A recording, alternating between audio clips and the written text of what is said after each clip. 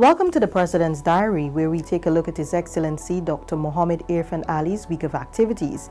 His Excellency said it is imperative that new investments in the country conform to international standards. The head of state was speaking at the commissioning of the Malawi, Geico's new addition to their dredge fleet at Nimes on the west bank of Demerara. President Ali emphasized that focus should be placed on not only building international capacity but also satisfying local demand. This, he said, requires certification, standards, and an understanding of the rules. The days of doing an operation and trying to avoid taxes and avoid declarations are far, far, far over. If you really want to build an international company, these are not things that you should shy away from. These are not conversations we have to shy away from. The new world requires every company, every government to operate within these frameworks. And that is why it is critical that every company understand that operating in this framework is not a choice. Operating this framework is a fundamental imperative for your own growth and your own capacity building. The President pointed to the significance of the investment by Geico. The head of state also noted the integral linkages that will be made and the benefits to transport and logistics given that the river has a one-way channel. And these investments that are coming on stream allows us to build our machining, our fabrication, our marine industry to another level. In building it to another level, we have to decide, do we want now to be the center of the growth of the marine industry?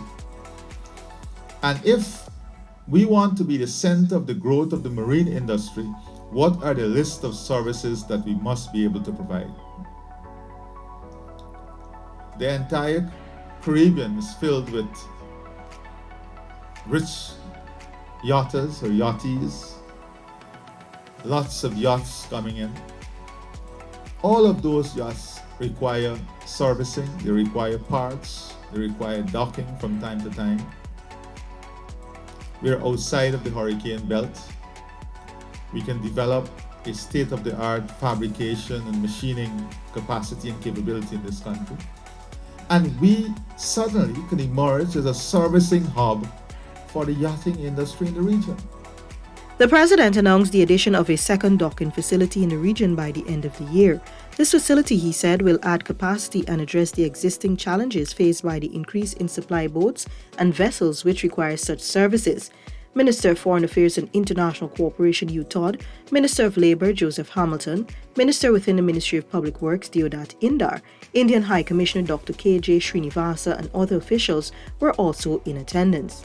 President Ali was ringside last Sunday evening at the Road to Redemption boxing event held at the Guyana National Stadium in Providence. Before the fights began, President Ali mingled and interacted with fans and spectators gathered at the venue. Minister of Foreign Affairs and International Cooperation Hugh Todd, Minister of Culture, Youth and Sport Charles Ramson, Minister of Labour Joseph Hamilton, members of the diplomatic community and other government officials joined the head of state at the matches. His Excellency was treated to a medley of local tunes by the Guyana Police Force Band on Monday morning at State House to commemorate his birthday. President Ali expressed his gratitude for the performance and warm sentiments extended to him. The President used the opportunity to reiterate his commitment to improving the lives of every Guyanese. I pray that God continue to be merciful and have, bless all of you and your families, keep you in good health, and keep our country by extension in good health, bring us together and unite us as a family, a Guyanese family that would not only be good for the country, but that would be able to strengthen each and every Guyanese to look out for each other, and that is my greatest wish. President Ali was also presented with a token from the Permanent Secretary of the Office of the President, Ms. Sabina Moore, and a portrait by local artist Randy Bentic on behalf of the Guyana Police Force. The President arrived in London on Tuesday for the prestigious Caribbean Council's House of Lords reception and the Guyana Investment Seminar. The head of state was received by Lady Scott, representative of His Royal Highness Prince Charles.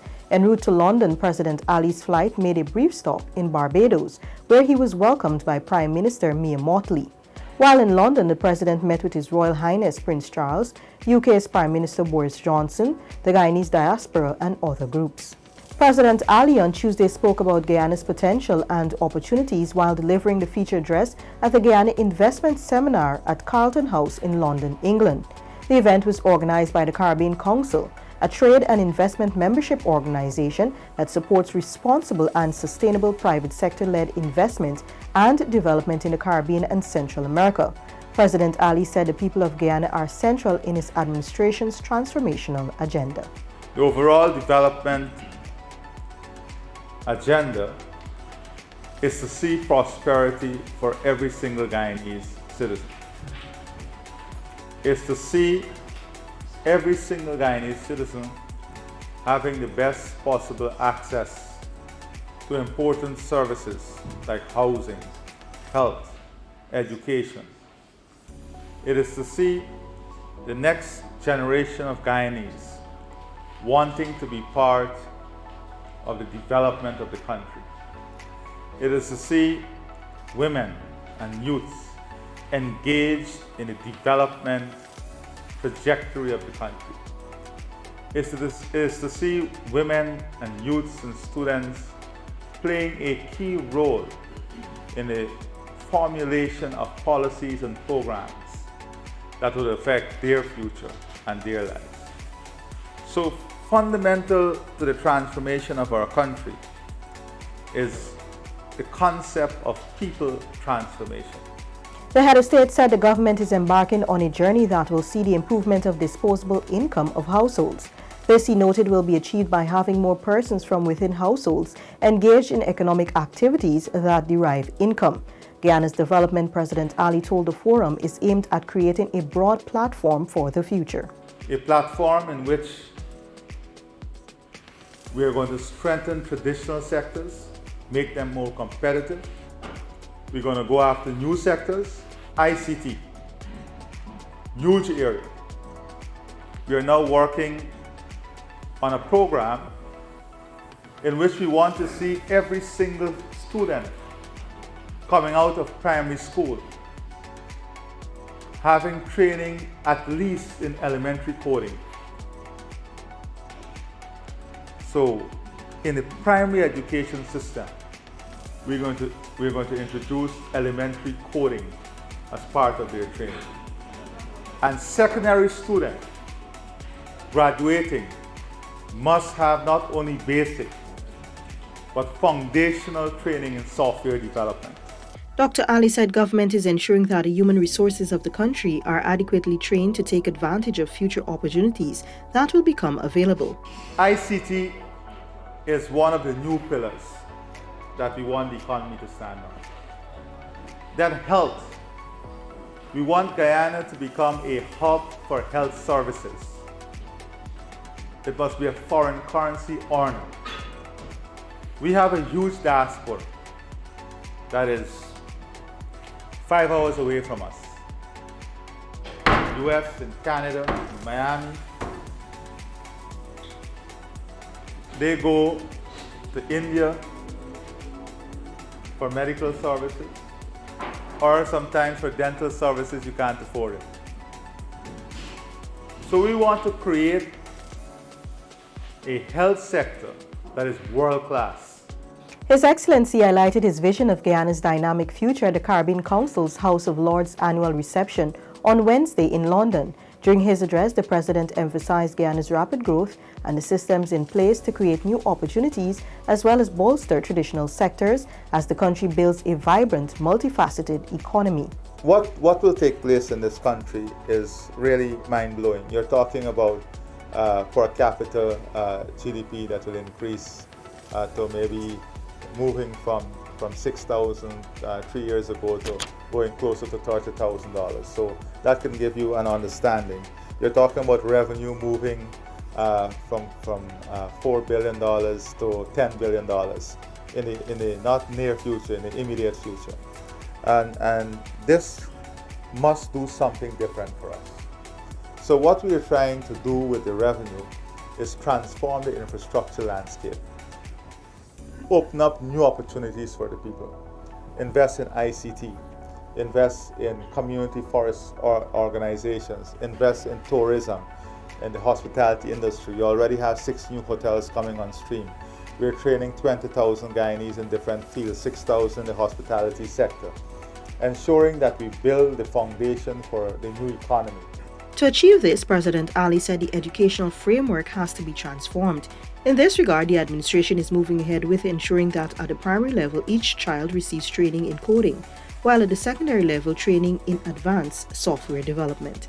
This is the new Guyana that we're talking about, transitioning the human resources to build a new economy, the knowledge economy. We have more than 3 new state-of-the-art private hospitals that people are going to invest in. We have a new hospital we're working with now with the Austrian government for children and maternity hospital, but that is not for Guyana. It is to create a regional hub to give the best in service in this area. So this is what is going to help us.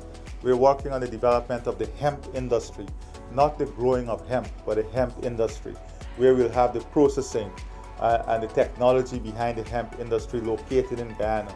Further, President Ali told the gathering that his government is already working with ExxonMobil to address the training needs of the population, an investment of $20 million by the oil company for the first phase. Persons will undergo training at the National Training Center. So what we have found from the oil and gas sector is that, listen, this thing really gives us a great opportunity to have well-trained people in areas of fabrication, welding, specialized welding. So this opens up Guyana now to be the machining and fabrication hub of the region. Because when you have all this investment coming in these areas, you can't only think oil and gas. You now have the ability, through capacity, to service all the other sectors, including the marine sector. And this now opens up new opportunity for us.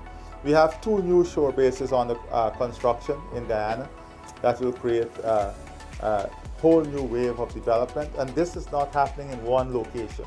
It is happening across the country. The event, which attracted scores of professionals who are active in politics and business, included UK politicians, UK and Caribbean business leaders, other international investors, NGOs and members of the Caribbean community in the United Kingdom.